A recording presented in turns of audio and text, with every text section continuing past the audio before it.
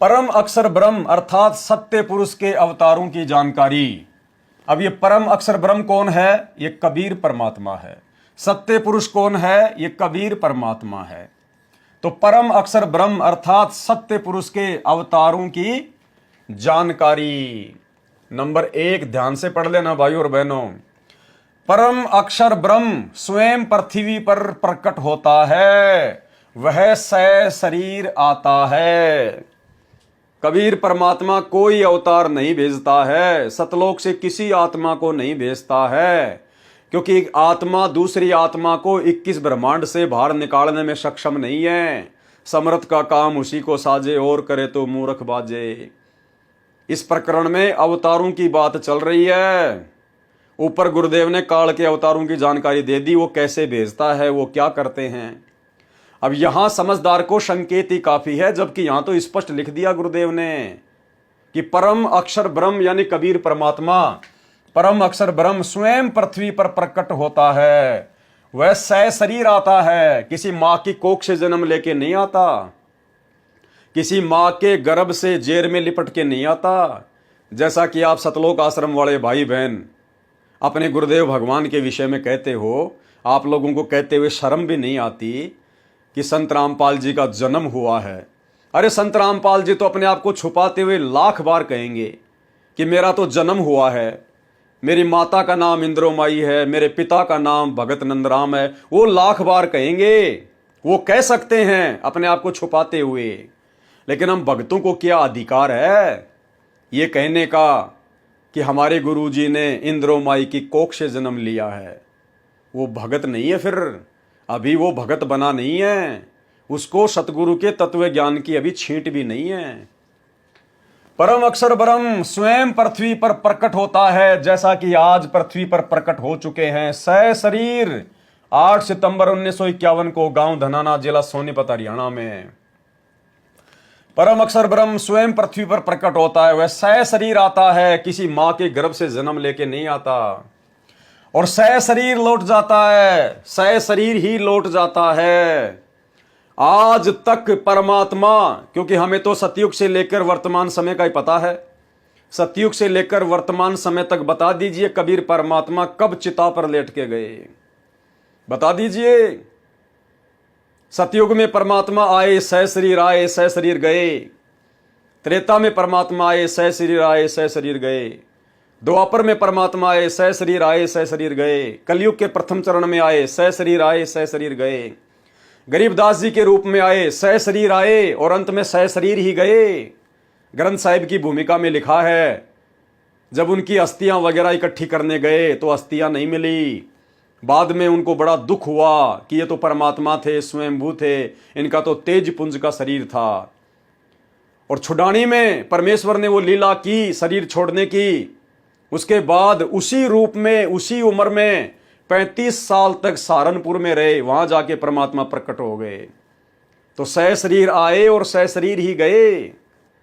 सतगुरु रामपाल जी भगवान भी, ये कबीर परमेश्वर भी वर्तमान में शरीर ही आए हैं। आज भले ही हम भक्तों को यकीन ना हो, हम दुनिया की बात नहीं करेंगे, दुनिया के इतने मजबूत संस्कार नहीं हैं कि पहली बात तो वो संत रामपाल जी के शरण में आ जाए, और शरण में आने के बाद इन चीजों को समझ सके।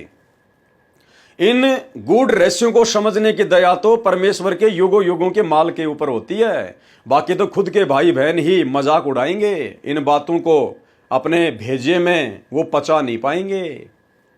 और यही कारण है आज 90% संगत स्वयं सतगुरु रामपाल जी परमेश्वर जी की इनको कबीर जी का अवतार ही मानती है, इनको कबीर नहीं मानती है। तो परमेश्वर आज भी शरीर आए हैं और शरीर ही जाएंगे। वह शरीर आता है, शरीर लौट जाता है। यह लीला वह परमेश्वर 2 प्रकार से करता है। यानी 1 नंबर, प्रत्येक युग में शिशु रूप में किसी सरोवर में कमल के फूल पर वन में प्रकट होता है। वहां से निसंतान दंपत्ति उसे उठा ले जाते हैं, फिर लीला करता हुआ बड़ा होता है तथा आध्यात्मिक ज्ञान प्रचार करके अधर्म का नाश करता है। सरोवर के जल में कमल के फूल पर अवतरित होने के कारण परमेश्वर नारायण कहलाता है। नार यानी जल, आयन मानी आने वाला, अर्थात जल पर निवास करने वाला नारायण कहलाता है। नंबर 2, दूसरी विधि क्या है? जब चाहे साधु संत जिंदा के रूप में अपने सतलोक से पृथ्वी पर आ जाते हैं तथा अच्छी आत्माओं को ज्ञान देते हैं, फिर वे पुण्यात्माएं भी ज्ञान प्रचार करके अधर्म का नाश करते हैं। वे भी परमेश्वर के भेजे हुए अवतार होते हैं। तो ये 2 स्थिति हो गई परमात्मा के आने की, और परमात्मा ने 2 ही स्थितियों का वर्णन किया है। तो संत रामपाल जी तो वर्तमान में दोनों स्थितियों में नहीं है। अब आगे चलिए। कलयुग में ज्येष्ठ शुद्धि पूर्णमासी संवत 1455 सन 1398 को कबीर परमेश्वर सतलोक से चलकर आए तथा काशी शहर के लहर तारा नामक सरोवर में कमल के फूल पर शिशु रूप में विराजमान हुए। वहां से नीरू तथा नीमा जो जुलाहा धानक दंपत्ति थे उन्हें उठा लाए।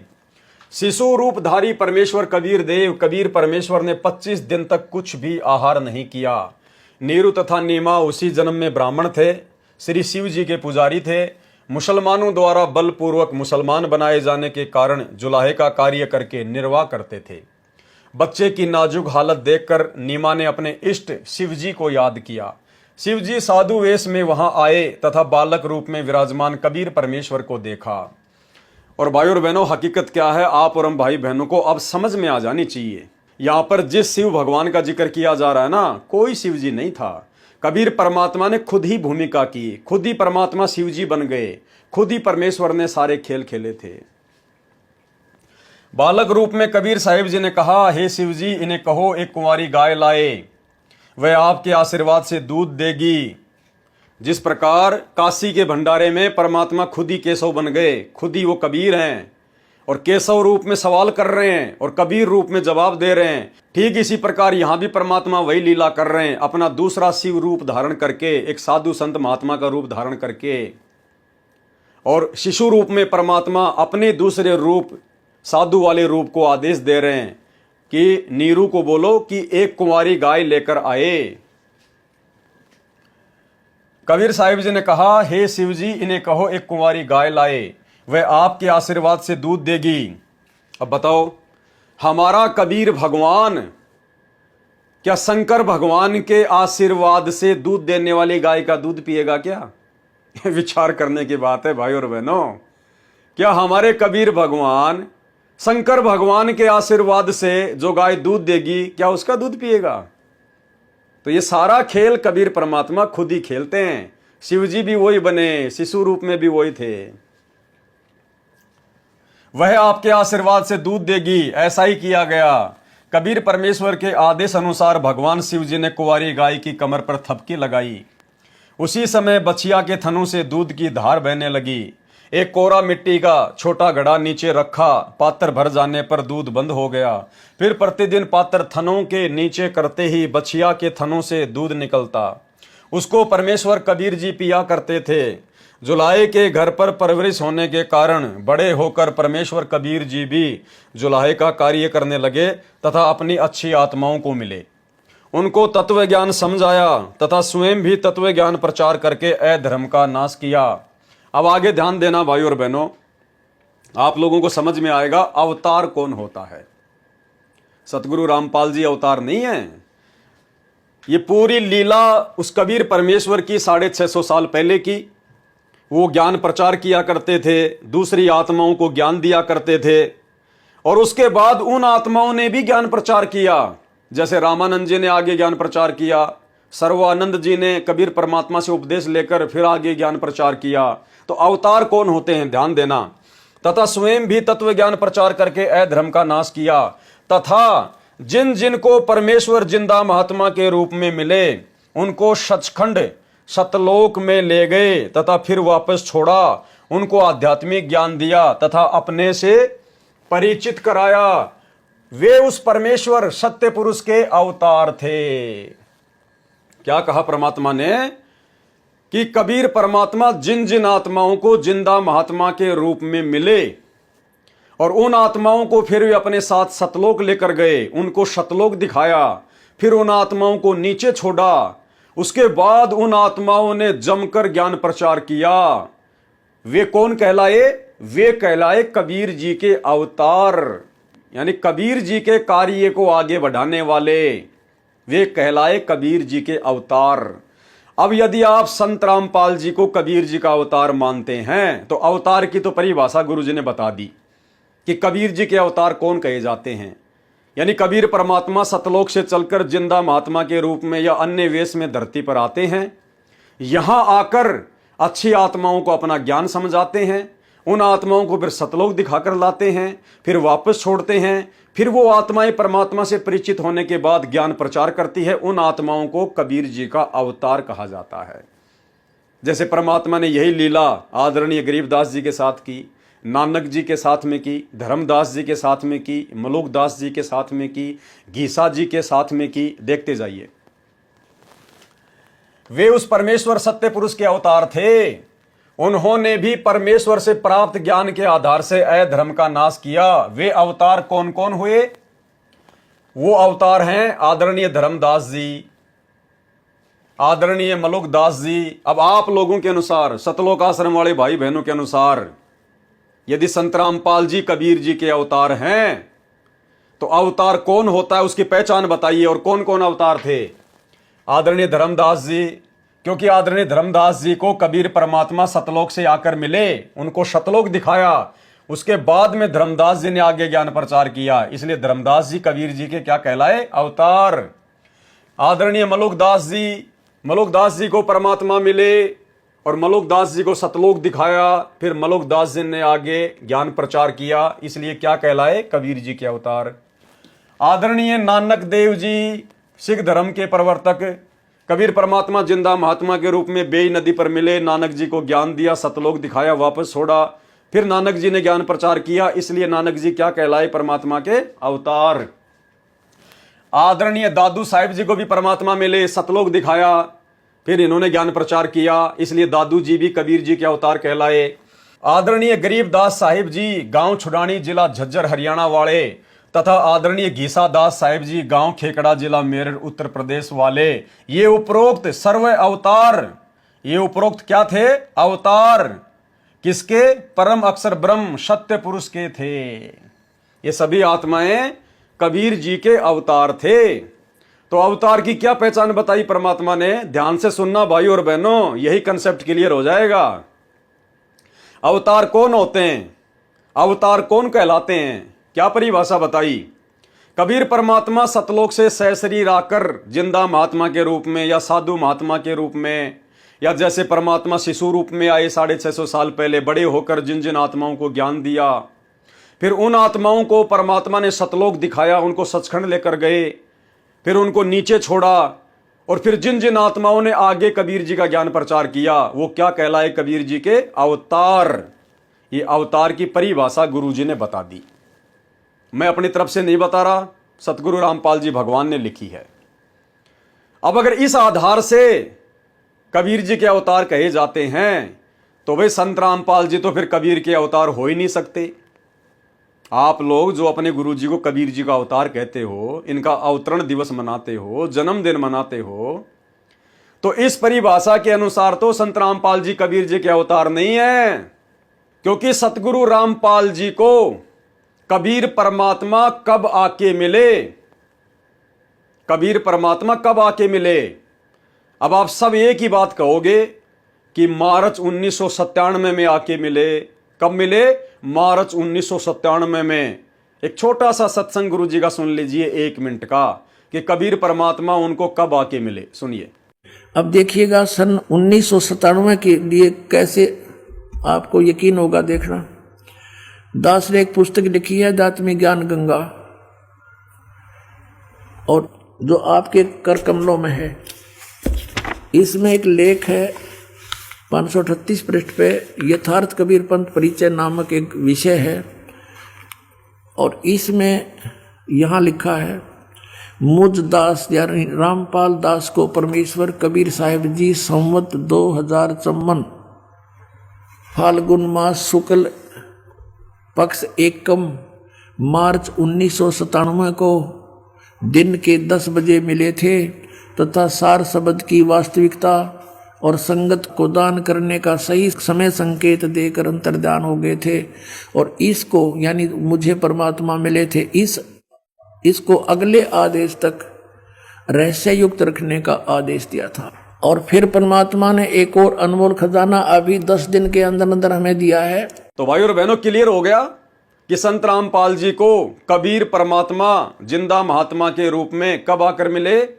मार्च 1997 में।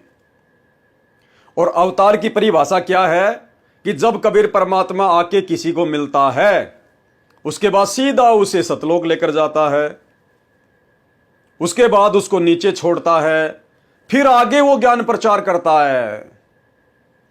जबकि संत रामपाल जी तो कबीर जी के मिलने से और 5-7 साल पहले से ज्ञान प्रचार कर रहे हैं। तो ये क्या माजरा भाई? अरे कबीर जी तो मिले मार्च 1997 में, और कबीर जी के मिलने के बाद में उनका ज्ञान प्रचार किया सभी अवतारों ने, क्योंकि उससे पहले तो उनको ज्ञान होता ही नहीं है। अरे भगवान सतलोक से आएगा तभी तो ज्ञान देगा, और फिर सतलोक दिखाएगा, तभी तो उन आत्माओं को विश्वास होगा। जब आंखों देख लेंगी सतलोक, तभी तो वो परमात्मा के अवतार कहलाए। तो संत रामपाल जी तो कबीर भगवान के मिलने से पहले ही ज्ञान प्रचार कर रहे हैं। तो बताइए फिर वो ज्ञान तो झूठा हो गया, वो तो गलत ज्ञान हो गया। क्योंकि कबीर भगवान के मिले बिना संत रामपाल जी 1994 से ज्ञान प्रचार कर रहे हैं, क्योंकि कबीर जी तो मिले संत रामपाल जी को मार्च 1997 में, और संत रामपाल जी ने तो 1993 में ही सत्संग करना शुरू कर दिया, सतलोक का ज्ञान बताना शुरू कर दिया। बताइए, 1994 में संत रामपाल जी ने नाम दीक्षा देनी शुरू कर दी, सतनाम का मंत्र देना शुरू कर दिया। तो इसका मतलब 1997 से पहले संत रामपाल जी जो ज्ञान दिया करते थे वो सही ज्ञान नहीं हो सकता, क्योंकि सही ज्ञान तो परमात्मा आके बताएगा ना, उसके बाद ही आत्मा आगे ज्ञान प्रचार करेगी, जैसे कि बाकी सभी आत्माओं ने किया। तो फिर संत रामपाल जी 1997 से पहले कौन से सतलोक का ज्ञान दे रहे थे? इसका मतलब वो तो गलत ज्ञान है मेरे भाई। लेकिन वो ज्ञान तो बिल्कुल सत्य है। अगर उनके आगे के ज्ञान से उनके पिछले ज्ञान को मेल किया जाए तो बिल्कुल ओके है, परफेक्ट है। तो ये क्या माजरा भाई? ये कौन सी कैटेगरी के अवतार हैं फिर? और जिन जिन आत्माओं को परमात्मा ने अवतार घोषित किया है उन सबको सतलोक दिखाया, क्योंकि सतलोक देखे बिना आत्मा विश्वास नहीं कर सकती। तो बताओ, संत रामपाल जी को तो कबीर जी कभी सतलोक लेकर ही नहीं गए। अरे मार्च 1997 में मिले तब भी सतलोक लेके नहीं गए। तो बताओ भाई और बहनों, फिर बिना सतलोक को देखे संत रामपाल जी कैसे आगे लोगों को इतने विश्वास के साथ में बता सकते हैं? और सतलोक को देखे बिना तो कोई परमात्मा को जान ही नहीं सकता, पहचान ही नहीं सकता, क्योंकि परमात्मा खुद कहते हैं कि जो देखेगा मेरे देश को सो जानत है मुझ, जो देखेगा मेरे देश को सो जानत है मुझ। तो भाई धर्मदास जी ने, मलुकदास जी ने, नानक जी ने, गीसा जी ने, इन सब ने तो सतलोक देखा था, उसके बाद में आगे ज्ञान प्रचार किया, और कबीर जी से ज्ञान लेने के बाद में ज्ञान प्रचार किया। जबकि यहां संत रामपाल जी को ना तो कबीर जी सतलोक लेकर गए, ना तो संत रामपाल जी को सतलोक दिखाया, और ना कबीर जी ने संत रामपाल जी को ज्ञान दिया। अरे वो तो मात्र 5-10 मिनट के लिए मिले थे, जैसा गुरुजी कहते हैं कि मार्च 1997 में थोड़े समय के लिए मिले और अंतर्ध्यान हो गए। तो बताओ भाई और बहनों, फिर ये कौन सी कैटेगरी के अवतार हैं? तो अब तो कम से कम आपकी आंखें खुल जानी चाहिए। अरे स्वयं कबीर भगवान है, इनको भला कौन सतलोक दिखा देगा?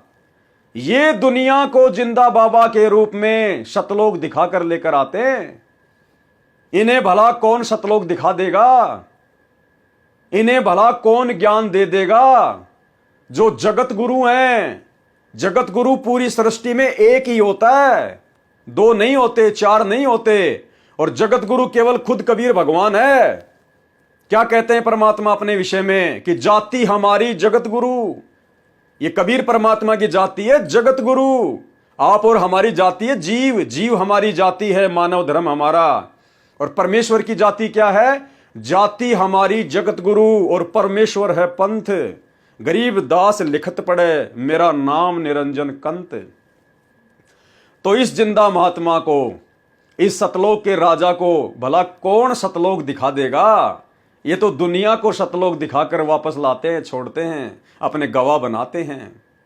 तो ये स्वयं कबीर परमात्मा है। अन्यथा अवतार की परिभाषा गुरुजी ने धर्मदास जी, नानक जी, मलुकदास जी, गीसादास जी आदि को माध्यम बनाकर बता दी है कि अवतार तो वो होता है जिसको 2 कोड़ी का ज्ञान नहीं होता और मां के गर्भ से जेर में लिपट के आता है, जीव जूनी का प्राणी होता है, और उसको परमात्मा आके ज्ञान देता है और फिर उसको सतलोक दिखा के लाता है, तब उसको विश्वास होता है। वो फिर आगे परमात्मा का ज्ञान प्रचार करते हैं, उनको कहते हैं अवतार। तो बताइए इनको कब ज्ञान दिया कबीर परमात्मा ने? कबीर परमात्मा मिले 1997 में, जबकि संत रामपाल जी तो वही ज्ञान जो उन अवतारों को भी नहीं था, नानक जी को भी वो ज्ञान नहीं था, धर्मदास जी को भी वो ज्ञान नहीं था, मलुकदास, दादू जी, इन सबको वो ज्ञान नहीं था। जो ज्ञान संत रामपाल जी को कबीर परमात्मा मिले उससे 4 साल पहले से दुनिया को दे रहे हैं। तो कहां से ज्ञान आ गया इनके पास भाई? क्योंकि ये खुद कबीर भगवान है, खुद कबीर परमात्मा है। तो भाई और बहनों, आप और हमने हर प्रकार से, हर पहलू पर गहनता से चिंतन मनन करना है। ये परमात्मा ने गहरे गहरे संकेत, ये इशारे इन पुस्तकों में, अपने सत्संगों में छुपाए हुए हैं, और इसीलिए परमात्मा ने अपने उन छुपे हुए गहरे गहरे रहस्यों को उजागर करवाने के लिए साध संगतियां शुरू करवाई है। और सतगुरु रामपाल जी भगवान की विशेष प्रेरणा के बिना, उनकी विशेष रजा के बिना इन पुस्तकों में से इन संकेतों को कोई निकाल नहीं सकता। जिस प्रकार गुरुदेव कहते हैं ना कि गीता, वेद, कुरान, पुराण, बाइबल, इनमें से परमात्मा की विशेष रजा के बिना कोई रहस्यों को निकाल नहीं सकता। तो अपने आप को छुपाते हुए स्वयं सतगुरु रामपाल जी भगवान ने उन शास्त्रों का रहस्य निकाल के दिया। ठीक इसी प्रकार सतगुरु रामपाल जी की पुस्तकों में, सत्संगों में जो गूढ़ गूढ़ रहस्य हैं, उनकी विशेष रजा के बिना कोई भगत निकाल नहीं सकता। हम भाई बहन इन पुस्तकों को ना जाने कब से पढ़ते आ रहे हैं। आज परमात्मा ने दया बख्शी है अपना आशीर्वाद देकर, जो हम इन गूढ़ रहस्यों को निकाल पा रहे हैं, समझ पा रहे हैं। तो क्या कहा परमात्मा ने? आदरणीय गीसादास साहिब जी, गांव खेकड़ा, जिला मेरठ, उत्तर प्रदेश वाले, ये उपरोक्त सर्व अवतार परम अक्षर ब्रह्म सत्य पुरुष के थे। अपना कार्य करके चले गए, अधर्म का नाश किया, जिस कारण से जनता में बहुत समय तक बुराई नहीं समाई। वर्तमान में संतों की कमी नहीं, परंतु शांति का नाम नहीं। कारण यह है कि इन संतों की साधना शास्त्रों के विरुद्ध है, जिस कारण से समाज में अधर्म बढ़ता जा रहा है। इन पंथों और संतों को सैकड़ों वर्ष हो गए ज्ञान प्रचार करते हुए, परंतु अधर्म बढ़ता ही जा रहा है।